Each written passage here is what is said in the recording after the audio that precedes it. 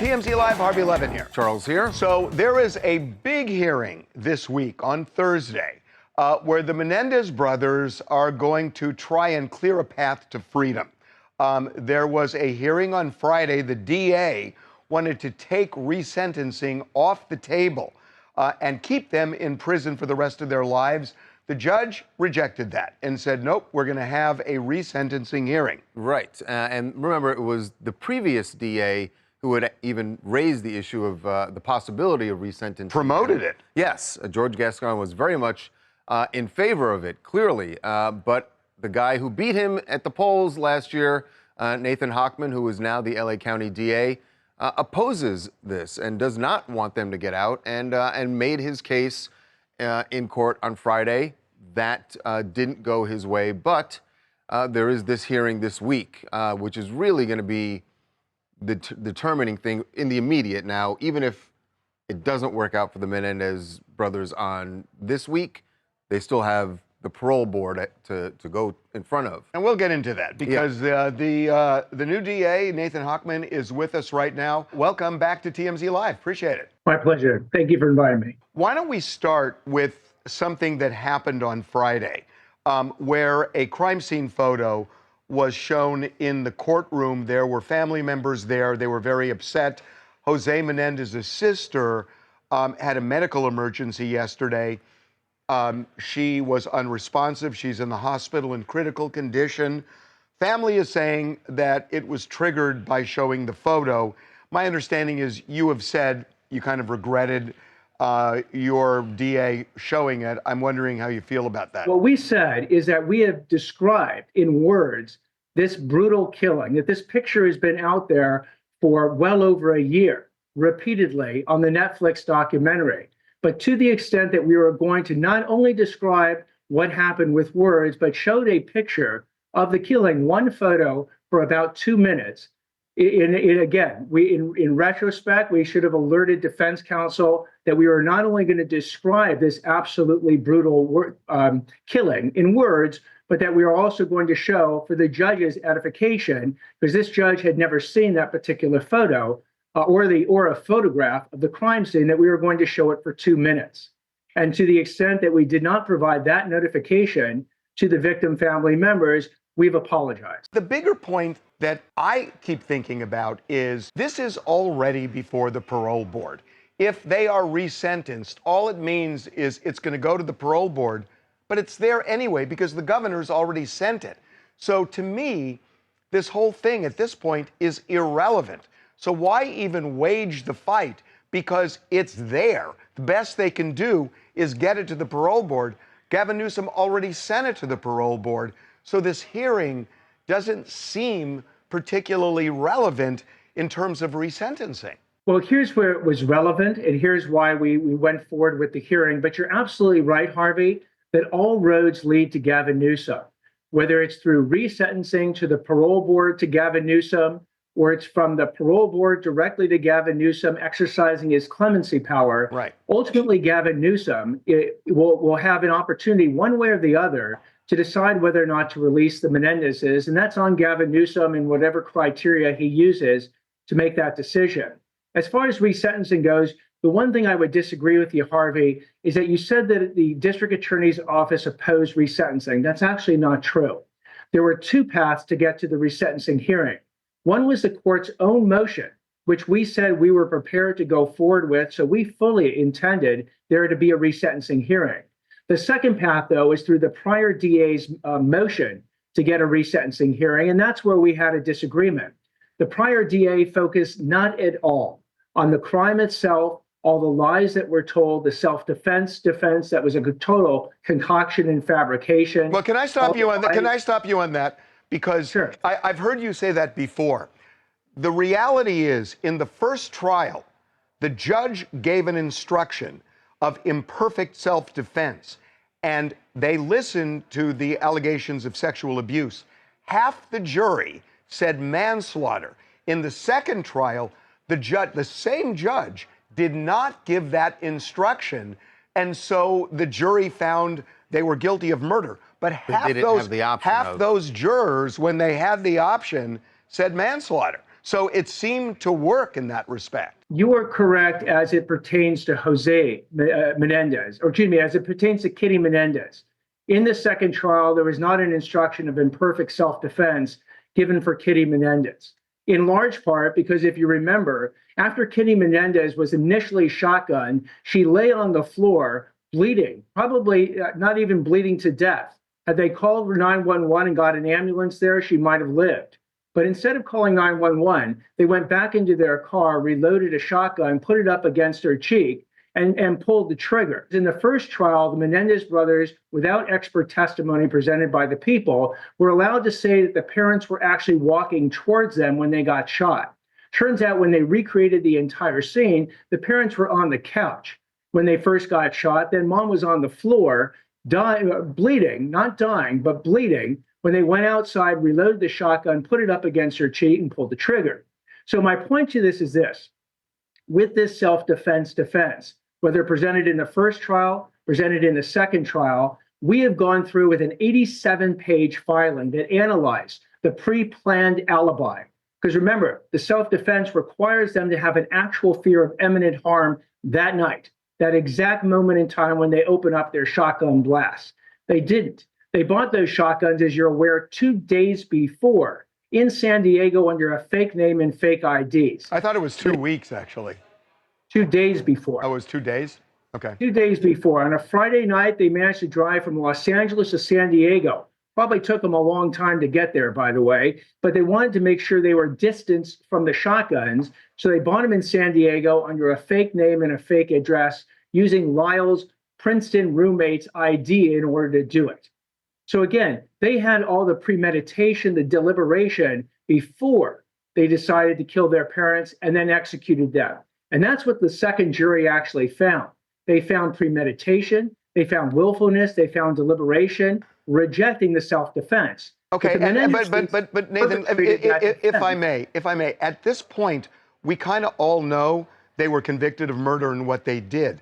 Aren't the two operative issues here, are they rehabilitated and do they pose a danger? And isn't that ultimately what the parole board is going to decide and then send it on to Gavin Newsom for his evaluation? I mean, aren't those really, at this point, we know about the murders, aren't those the two operative issues here? Yes, and I'll tell you, though, where insight plays a role in that.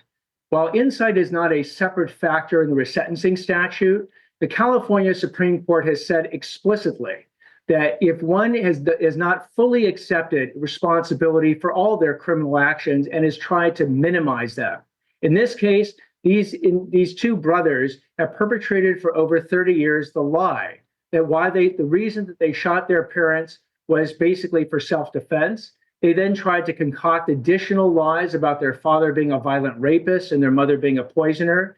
And Harvey, you gave them the opportunity in their most recent interviews to finally come clean and say, look, we've been lying about this over the whole time. Just by the way, like we lied when we said we never did the murders themselves and blamed the mafia. They could have come clean in your prison interview. And then they could have done it sincerely, unequivocally, and said to the judge and said to the public and said to the parole board and the governor, look, we get it. We are now making a clean breast of all the criminal actions and the lies we have told. Look at our good rehabilitation in prison, judge. Look at our good rehabilitation, parole board, Governor Newsom, and let us out. Well, I want to thank you for two things. One, coming on TMZ Live again, and two, plugging my podcast. Well, you know, Harvey, again, when you do good work, I mean, you got them to interview with you, and I expected. When I tuned into the prison interview, and truth be told, I did, I thought to myself, here it comes. They're finally going to come clean after 30 years. Harvey gave them the platform to do it. How incredibly timely, right before the whole resentencing hearings get going. And I listened, and I didn't hear it. And so again, you gave them the chance. They didn't take you up on it. Maybe they'll do it in the future. But until that happens, I don't believe it's ripe for resentencing. It's not ripe for rehabilitation. And while it might be in the future, then we'll deal with it in the future. We'll see what happens in this case. Hey, Nathan, we are just out of time. I just wanted to ask you real quick, we have heard and expect that Mark Geragos will ask the judge to change the conviction. What would your reaction be to that? If he wants them to change the conviction to manslaughter, in which case they would get out immediately, having served the maximum for manslaughter in California. Your reaction to that would be if he does ask for that. Well, I think that would do it'd be almost an insult to the jury. It'd be an insult to the facts of the case. It'd be the insult to the memory of Kitty and Jose Menendez, that the premeditation, the deliberation, Mark Geragos is saying, Judge, that doesn't matter. Divorce yourself from the facts and go ahead and be result driven and just let the Menendezes out. That's what the family wants as well. And I totally get it. If I'm a family member and I think that someone has served enough time, I'd want them out as well. But the DA's office, and I believe the judge and even the governor, are governed by the facts and the law. And if Mark Geragos wants to argue the most counterfactual position you can under these circumstances, I believe he will undermine his entire argument on why resentencing should take place. So it'll be very interesting to see whether or not Mark Geragos will adopt this extreme counterfactual argument and take the chance the judge is going to discredit his entire credibility in advocating any position because he's taking a position that is not even remotely grounded in the facts and the law. All right. We so appreciate you coming on. We really do. My pleasure. Thank you very much. Thanks again. Okay, we are going to hear from the other side. Yes, I believe they call it point, counterpoint. We do indeed. When we come back, Mark Geragos will be here to talk about the hearing that's coming up this week and an update on the Menendez brothers' aunt who is in the hospital. He'll be here when we come back.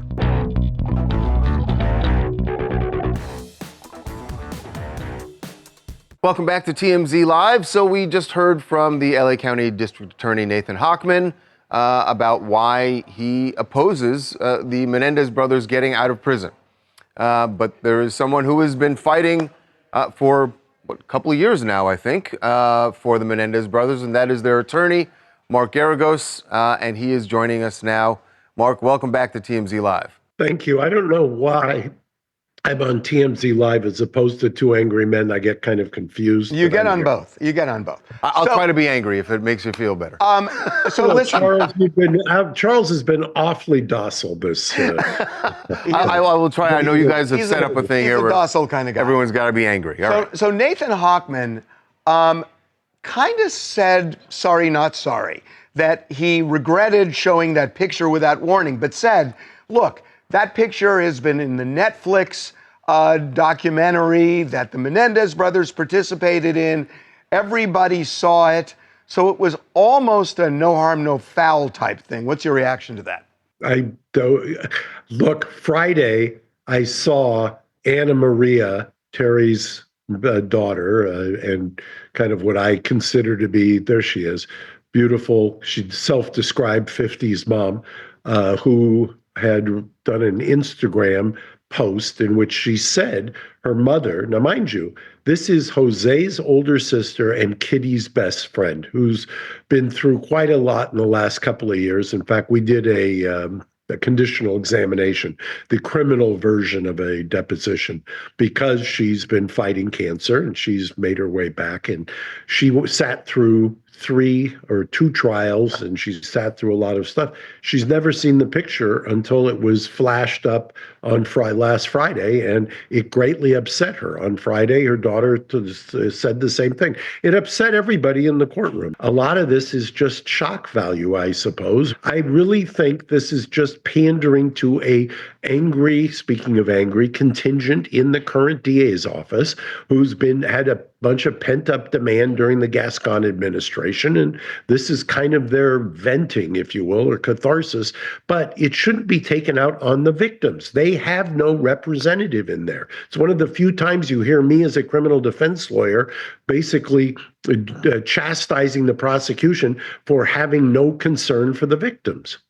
Mark, one of the things that Nathan Hochman said was, I heard what you said about the law says this is just about rehabilitation. Are they rehabilitated?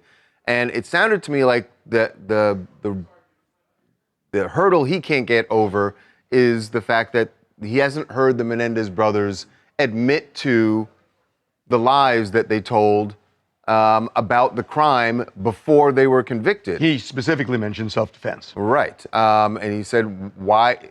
He said that actually when he tuned in to your interview on Two Angry Men and the special that we put together about your prison interview with Eric and Lyle, he said, I was expecting them to own up to those lies, and they never did.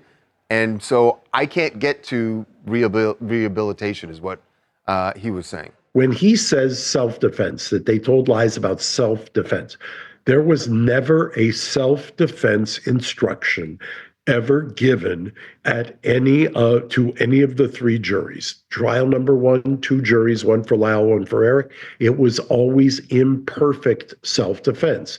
Trial number two, one jury, they didn't even get an imperfect self-defense. So when he says they didn't own up to the lies, remember, both brothers testified in trial number one.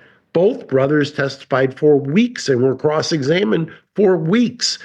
Both brothers, after testifying for weeks and being cross-examined for weeks, both brothers' juries, half of them, in both separately, voted not guilty on murder, meaning half of them thought that their imperfect self-defense negated the murder.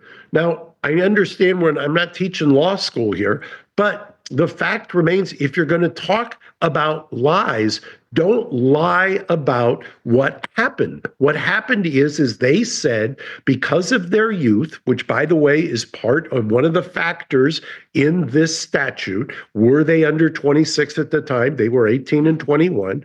Was there brain development issues or was there trauma? Clearly there was trauma. You have never heard Nathan Hochman or the DA, although the DA's office on Friday came awfully close. They've never come out and just said, we don't believe the sexual abuse. So, I asked Hochman about whether this hearing is irrelevant now, because, I know you're going to raise this issue that the conviction should be changed from murder to manslaughter. That would be seismic, and I get it.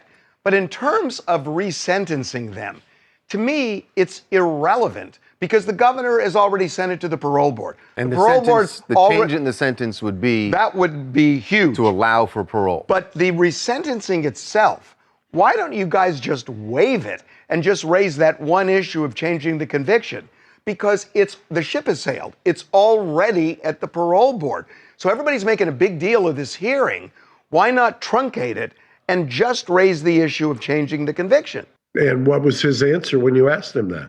I'm not sure. No. I know you think it would be seismic, and I suppose it's just because of how long it's taken. But if there was ever an argument, and mind you, there was an argument, and half the jurors already found it, that this was not a murder, it was a manslaughter. Now, mind you, they've done 35 actual years. That well exceeds anybody who is sentenced to a second-degree murder or any kind of a manslaughter, even if you consecutive their sentence, meaning stack their sentences. So, frankly, this should be a couple of manslaughters, and frankly, they should, on Friday, be released, and I'll take them home, and we'll have dinner on Friday. Well, I got to tell you, Nathan Hochman, who is opposing you, plugged our podcast twice, and you didn't do it once. So hold on. I actually got to. Mark did make a mention of Two Angry Men when we started. Vaguely. He made a mention of it. Vaguely. It wasn't really a full-throated. Nathan Hochman sold it. Anybody who watched the Two Angry Men on Friday to remember. I'm going to remind them of. You shouldn't have brought that up. I took an informal survey. I asked every single crew member who was working on overtime. God, there was no reason for it, Mark. Stop it. Harvey's house. Not so one of what? them. What is that? What was that? So what? That had nothing to do with anything. Nothing. You were deflecting. Okay, hey, Mark, by the way, he gave himself away. You're in New York. I didn't tell you this. You gave yourself away, Mark, when you were deflecting Harvey's question about whether or not you were joining Diddy's team, and you deflected. Bad connection. But you said you referred to him as Sean Love Combs. No one. Did he just disconnect? Oh, disconnected. Can you believe this? Oh my God. Okay, so we should just say our said, recon he is on that team. And boy, what a good point you just made. And he said to you, did What you a good speak to point. Sean Love Combs? Only people who've spoken to him recently refer to him as Love. Absolutely. He is part of that team. And you just saw what happened. Yeah. Okay. Wow. We are going to take a break. All right. When we come back, big weekend at Coachella. The opening weekend, not only do you have Chris Brown and Karrueche reuniting, you have Kylie and Timothy and Travis and Bernie Sanders. What? We'll cover it all when we come back.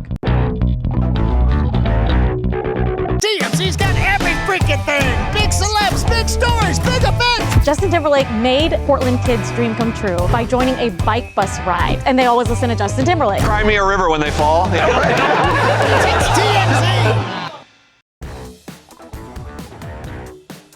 What a opening weekend for Coachella this year. Lots of surprises, lots of guest stars. We're going to get to all of it, but this segment is sponsored by our good friends at Pluto TV. Pluto TV has all the shows and movies you love streaming for free, like Key and Peele, Ferris Bueller's Day Off, Tracker, Matlock, and The Walking Dead. Pluto TV, stream now, pay never.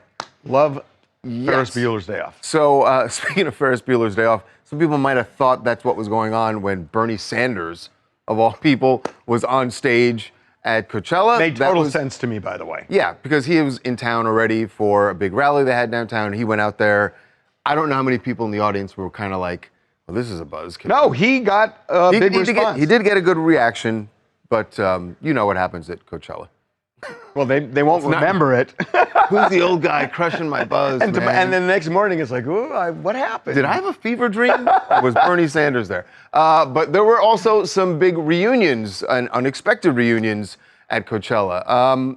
Not the least of which being Chris Brown and Karrueche Tran, who shared some very pleasant words, had a nice, friendly. I never would have predicted this. Remember, it was years so ago, nasty. Very bad breakup. They dated, they broke up, and she got a restraining order against him at one point, but they are good now, we're told. Now, before anyone jumps to conclusions, we are told this is not a romantic thing that you witnessed. By the way, all roads lead to Mark Geragos because Mark Geragos represented Chris Brown in the Rihanna case. That's right, We he just did. had Mark on. Yeah. We spoke to a couple people this morning. Basically, what's going on here is they run into each other every now and then at a similar event that they're at, or at the same event that they're at. They're cordial with each other. I'm told that there is nothing going on here. Nothing's going to happen in the future. In fact, they don't even text or talk. They don't have each other's numbers. So it's really only when they're in public and they run into each other, they say hi and keep moving on. I'm still surprised at this. Yeah. I'm still surprised. It was a thing to see it, even if they say it's been going on this way for a while. Another pairing that we saw out there, Kylie Jenner, Timothy Chalamet, that's not surprising. This has been going on a while now. But they, in fact, did they? No, that was Travis she met at Coachella. Well, this is really interesting because Travis Scott was the headliner. I believe it was Saturday night. Yeah. And Travis Scott is the baby daddy for Kylie. Yes. And Timothy is dating Kylie and watching Travis Scott. So I I don't know yet. I haven't seen any images to confirm whether or not Timothy was there for Travis's show. If he wasn't, it would be a story. But Kylie and Stormy, Travis and Kylie's baby, Stormy was there even at 7. She was there for Dad's show. Which was midnight, and I can't stay up that late. Yeah. So how does this kid... It's called a nap, all right? She takes naps during the day, and she was ready to go and obviously excited to see her dad perform. So, a good moment for them as a modern family. Modern family. Yeah. What if Timothy's I'm going to bring my boyfriend, my daughter, to watch my baby daddy perform.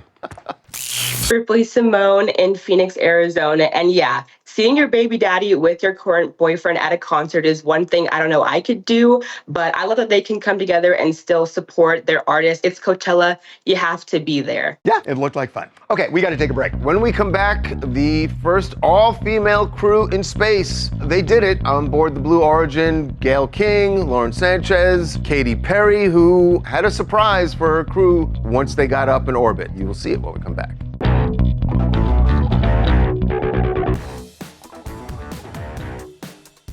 Welcome back to TMZ Live. Gayle King and Katy Perry can now add astronauts. Well, why can't Lorenz Sanchez? Lorenz Sanchez can too. The whole crew that Blue Origin sent up this morning. This is them ringing the bell as they boarded the New Shepard capsule. Where's Jeff going? Why is Jeff going? Where's Jeff going? Stop Bigfooting them, man. What's Let the the deal ladies there? cook. What's wrong with you, man? Gee.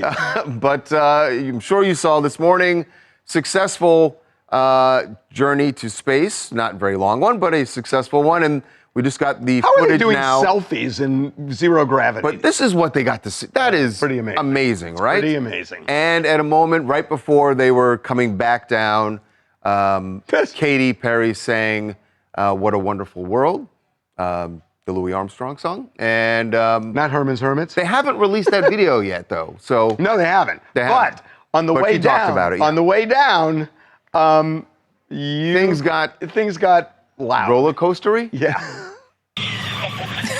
Hear that screaming inside the capsule? And all 3 parachutes reefing, and they will slowly inflate. That's coming from inside the capsule. Yes, those screams were loud.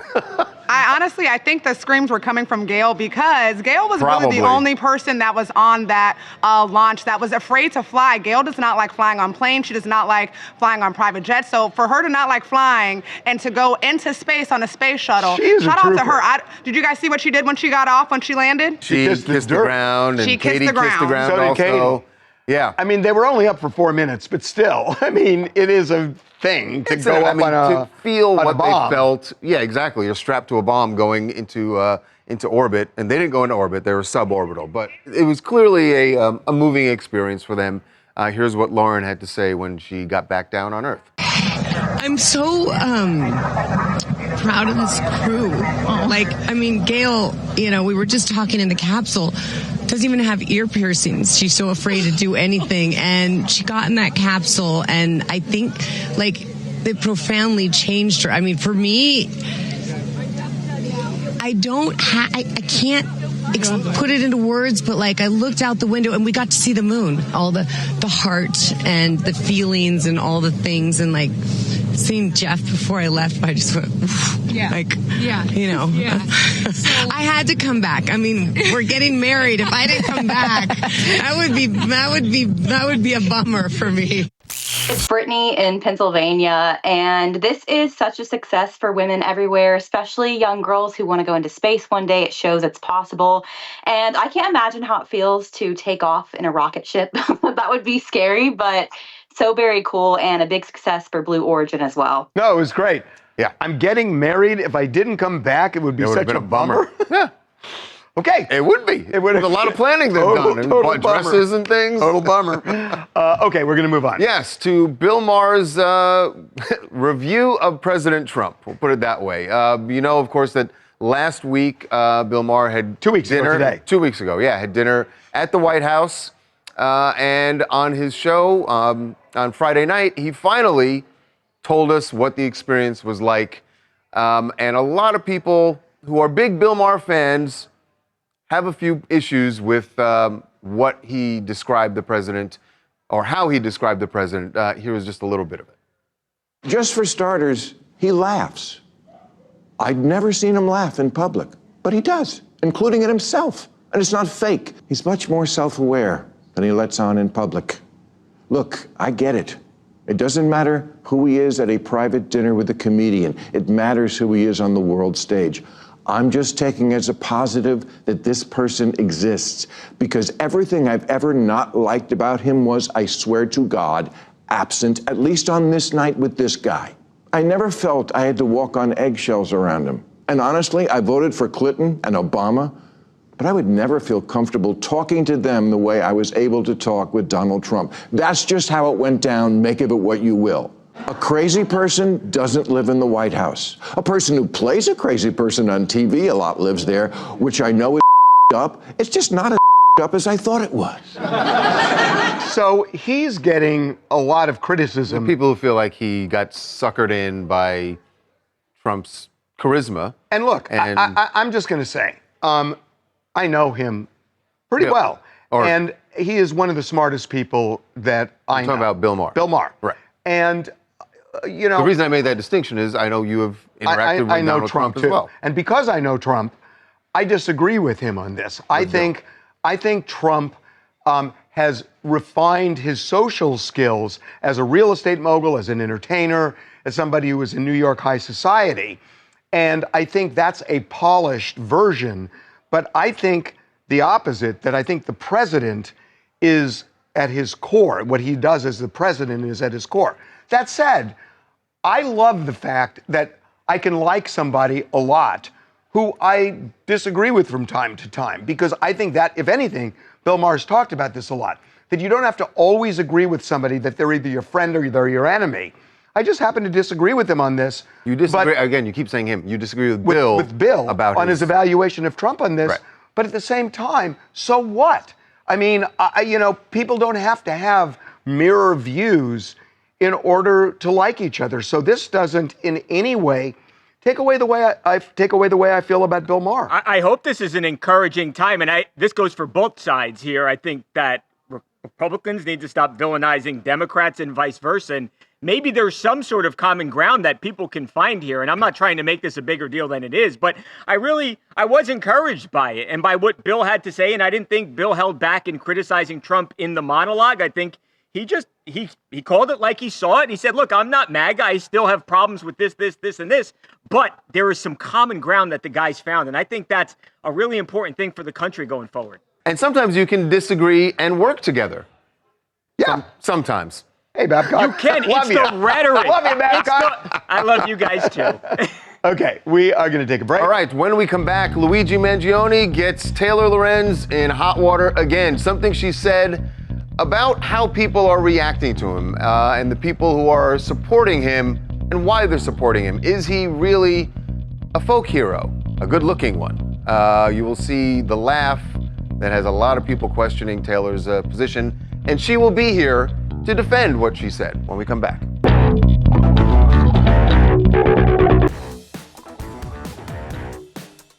Welcome back to TMZ Live. Taylor Lorenz, the independent journalist, we've had her on the show a lot. She has some opinions that she has expressed in the past about Luigi Mangione. She also continues to report on this case. And some of the things that she's reporting have certainly gotten a lot of backlash. And she discussed this on a CNN documentary, very interesting documentary that was on last night. It was well done. Called Misinformation. Yeah, it was really good. And the whole Luigi Mangione case and the reaction to it was part of the documentary. And here's what she had to say to Donnie O'Sullivan. Hilarious to see these millionaire media pundits on TV clutching their pearls about someone standing a murderer when this is the United States of America, as if we don't lionize criminals. So you're going to see women, especially, that feel like, oh my God, right? Like, here's this man who's revolutionary, who's famous, who's handsome, who's young, who's smart. He's a person that seems this morally good man, which is hard to find. So this caused a big stir on social media. So let's bring Taylor in. Taylor, welcome back to TMZ Live. Thanks for having me. So I have seen what you've been writing, that you've been saying, you weren't so much saying you felt he was this morally upright man as you were referring to the women who feel that way. But when you really listen to that, honestly, it feels a little like hair splitting, that you are saying that, to me, I'll tell you the way I heard it, is that you were saying that a lot of women like him because he is this, that, and the other thing. And it felt like you embraced it. The laughter, I think the laughter is what made people feel like you embrace it. Am I wrong? No, I totally get it. I mean, I think this is the thing when you do like an hour and a half long interview, right? And you're only a quick sort of soundbite is used, which is, by the way, how TV goes, right? You lose a lot of the context. And what I think you don't see when you just see my sort of comments is the segment before, in which actually Donnie's actually interviewing some of these women outside his trial and stuff like that. So you sort of lose the context. But I get it. I mean, look, here's the reality, is that millions of people, women and men included, do view Luigi as a revolutionary. They do view him as this morally upright citizen because, again, as I've said so many times since this barbaric thing happened, that our healthcare system is terrible and murderous, and the executives in charge of these healthcare companies are sanctioning the murder of millions of Americans by denying them care. So I think this is something that we as a society have to, I guess, decide where we stand on. I think that part of why people can't separate, the reason why they think that you embrace these things probably, and I'm sure you know this, goes back to something that you had tweeted very shortly after Brian Thompson's murder. It was referring to something about another healthcare system, and you said, and people wonder why we want these executives dead. Yes. And we've talked about this phrase before, but I think that's why people keep going back to, oh, she does embrace this. Well, look, what I do embrace is reform of our healthcare system. Do I think that the most effective way to get reform of our healthcare system is by, shooting every executive in the street? No, I think that is not the most effective way, nor is it probably the most moral way to go about it. I mean, I'm generally for nonviolence, but I just want to say again, and I've said this since the jump, I do believe that the people that run these evil insurance companies are murderers. Again, that doesn't mean that they need to be shot in the street, but I think that the media, and I mean a lot of the traditional media, when you look at the way these things are covered, Luigi is covered as the murderer, but these insurance executives that are sanctioning the deaths of many other people are not covered as murderers. And I personally believe otherwise. So let me just play a game here. Taylor, you're on the jury. You decide guilt or not guilty. So if you had to choose between the two, which is it? I think that if you're going to do your job as part of the jury and you're presented with evidence that's irrefutable that says somebody murdered someone, you've got to decide rightfully. I've never served on a jury before, so I actually don't know, but I would imagine that, you would, if he was guilty, or if you were presented with all of the evidence that showed that he was guilty, then you would vote guilty. I honestly, I feel like I can't make a decision because I don't know. I haven't seen the case, right? We still haven't seen what comes out. And I would love to speculate on sentencing as well, but I don't, we just don't know. Taylor, very smart. You did not. I knew what he was doing. And I was sit back. I was like, let's see what she does. You did not take the bait. That was the proper answer. Is you're not on the jury. You haven't heard the case, so you can't decide. It's the truth. But you're right. That is the truth. Yeah. But you can't knock him for crying. Well, what would you guys decide? Guilty. Yeah. From what I've seen so far, I would say guilty, but you're right. I'd have to hear all the case. No, I mean, you're right. Sentencing, I'm that's just basing another it on thing. what I've seen jurors, in the news. If he did it, he's guilty. You can't shoot somebody in the back and say not guilty unless you want to just nullify what the law is. So that's my opinion. I'm very eager to see kind of how they plead his case and what they argue, because I think it will be interesting. I am too. All right. Always good having you on. People, Thank you, remember, Taylor. you can check out Taylor's stuff on her newsletter, User Mag, a tech and online culture publication. So check that out. Taylor, we will talk to you soon, I'm sure. Thanks, Taylor. Thanks, guys. Really appreciate it. I tried. You tried. Okay. Good effort. We're going to take a break. All right. When we come back, a look into the Diddy trial, which is just weeks away now. Will the jury get to see all those videos that we believe the prosecution has, including freak-offs? We now have an answer.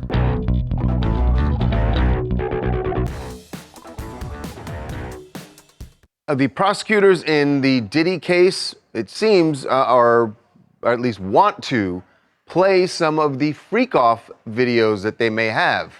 And this is because the Associated Press got a hold of the jury questionnaire.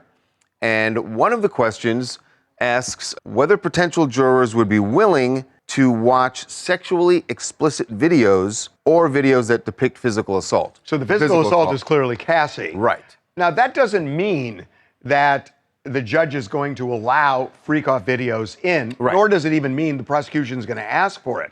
But what they got to do is they've got to make sure that they get jurors who are not so put off by sexually explicit material, be it testimony, video, or whatever, that... So you're asking the question about video, but it really, you're maybe just taking the temperature as far as... It's premature.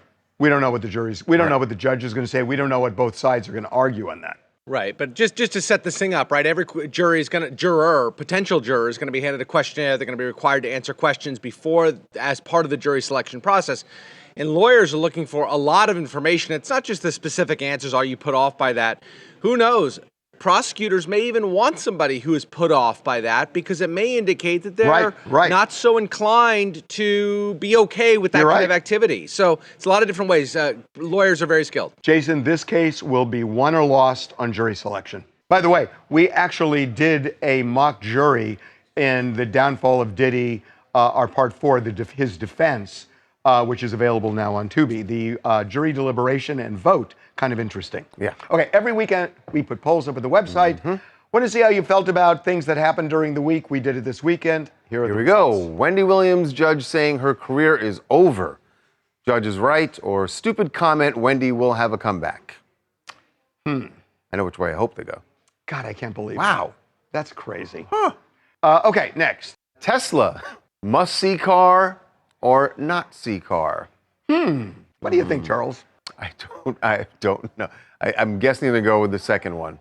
Damon Wayans Sr. hooking up with nephew's ex. Super creepy, or it's fine. All bro codes are dumb. super creepy. They're going 100%. Oh, God. All right, 86. Close Okay, enough. next. All right, last one. Trump's tariff war. Short-term pain for long-term gain, or a freaking disaster? I think they're going for the latter. And they did. Look at that. Sorry, Babcock. I don't think that's the poll he was referring to. Okay, we are going to take a break. All right. So when we come back, Tom Cruise and Ana de Armas, they are not going to quell any of the dating rumors, not with what they did this weekend. We will show you when we come back.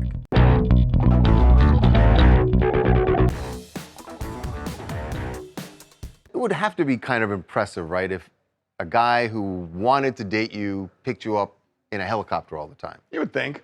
Maybe. It's kind of baller. Maybe.